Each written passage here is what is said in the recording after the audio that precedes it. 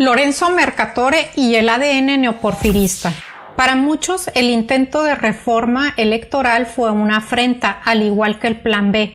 Las narrativas, las marchas y la desinformación han sido altamente explotadas.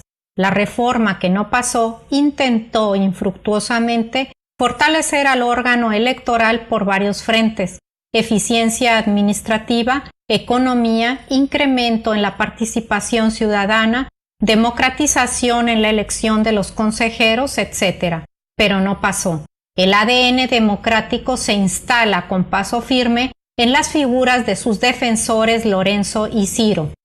Haciendo un recuento breve y cronológico, tuvimos primeramente un parlamento abierto donde se abrió a la discusión el tema de la reforma en varios foros, pero finalmente la narrativa del INE no se toca logró su objetivo. En un segundo momento tenemos la presentación del Plan B y genera otra reacción similar: una próxima marcha, la explotación del miedo y la amenaza de que la democracia está en riesgo, avalada de la producción literaria de Lorenzo y Ciro titulada La democracia no se toca, que por 248 pesos más gastos de envío se consigue en Amazon.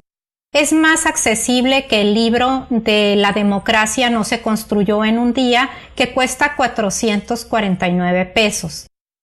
El tercer momento está por venir, cuando la Suprema Corte de Justicia sea la protagonista de la judicialización de los recursos legales que se interpondrán independientemente de que si son procedentes o no en materia electoral los amparos.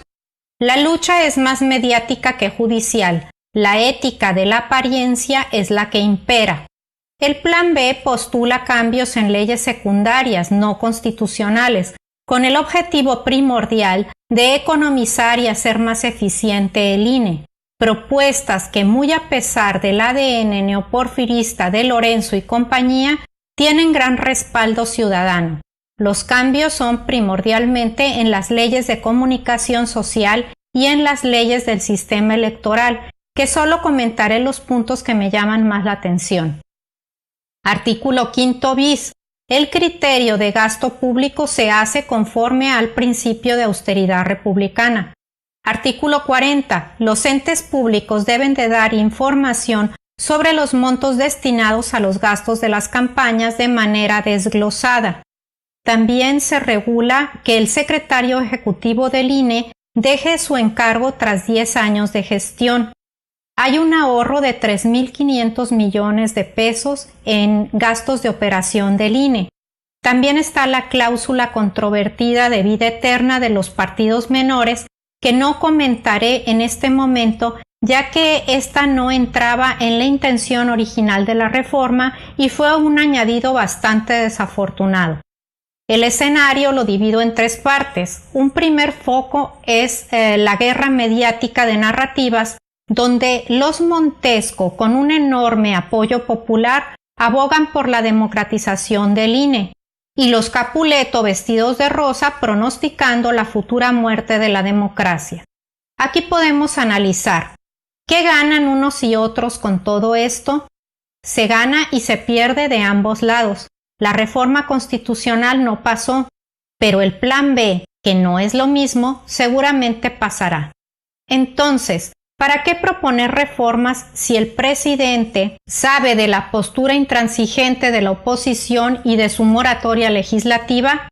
¿No sería más sencillo evitarse ese desgaste que hacer propuestas de reforma que de antemano sabe que no pasarán? Pues no, un gobernante juicioso y coherente dice, como Bolívar, ¿y ahora qué harás? Triunfar. El intento es lo importante, dejar el antecedente, es depositar la semilla que se dispersará por todas partes. Imperioso es reformar al INE. No hay argumento que lo pueda sostener por más miedo que se inculque. Eventualmente la reforma se hará. Cruzarse de brazos no está en el modus operandi de un luchador social como AMLO. En el otro lado tenemos la guerra de narrativas de Lorenzo y Ciro, basada en pronósticos apocalípticos y publicidad falsa. Estos actores, ¿qué ganan con esto? A manera personal, Creo que esta nube distractora es en gran medida elaborada para que no nos asomemos a ver su cochinito en donde se encuentran los jugosos fideicomisos del INE y las utilidades obtenidas por la renta del padrón electoral. El drama mediático obedece a la necesidad de camuflajear sus actividades ilícitas, y como son muchas, el drama debe de ser grande.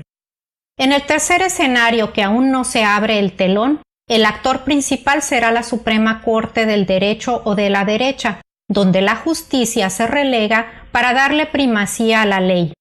La justicia, como valor supremo, debe ser la fuente creadora de la ley, aunque haya leyes en la práctica que tienen varias fuentes, como la del mercado, por ejemplo.